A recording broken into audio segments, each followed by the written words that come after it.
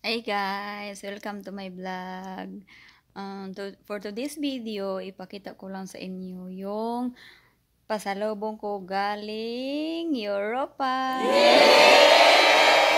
Masaya lang ako guys kasi may pasalubong kami binibigay. Ayun, ipakita ko lang sa inyo guys, isa-isa. Ito nga pala yung pasalubong sa kasama ko.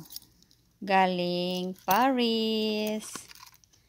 Salamat Ate Reza. May pangalan pa siya.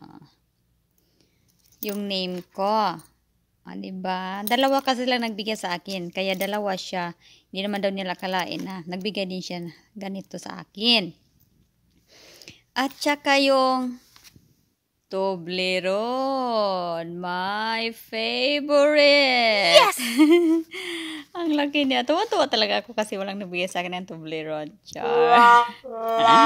Ayan, parang nanghinayang ako kainin ba. Kaya display lang muna siya. Display lang muna to. Binigyan ako ng maliit din ito. Yun, ubos na. At saka, ito, pabango.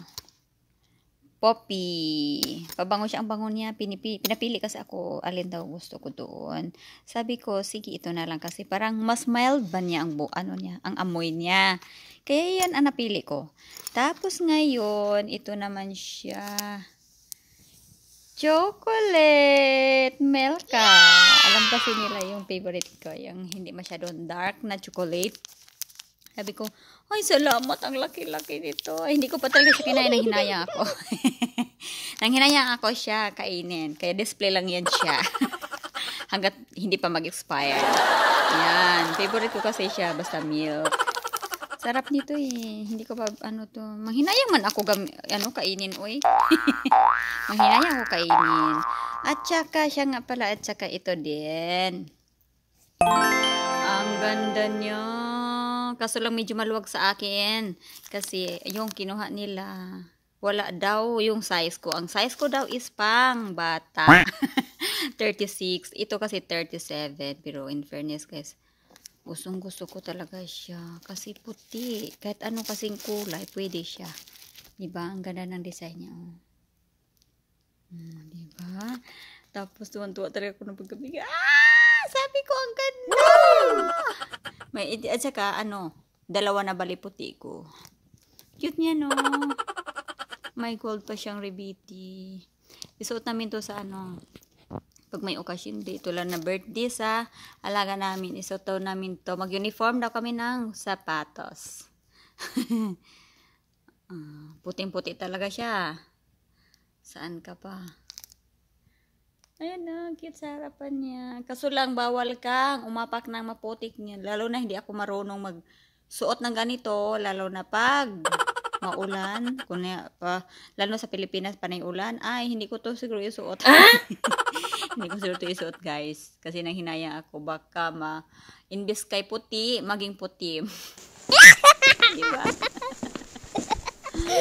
May tag pa siya, oh. Hindi ko pa inano siya. Bago talaga siya. Tantuwa kami.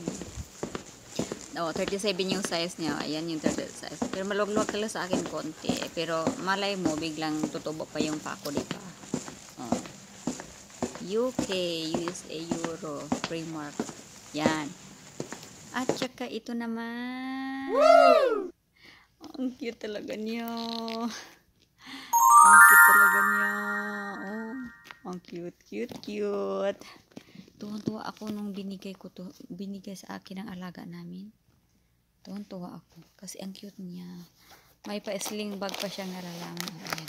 Hindi ko pa tinanggal kasi nang hinayang ako. Ayan o. Pwede siya i-hand carry. Pwede rin siya shoulder. Ayan o. Naka sa Primark. Simpleng bagay lang. Matuwa na ako basta pasalubong. Basta pasalubong ko, anak ko kahit yung bigay. Tumatanggap ako basta kahit Ang cute talaga niya yung kulay niya. Oh, ang kulay niya talaga. Gusto ko talaga yung kulay niya. Gray. Okay, pwede na to.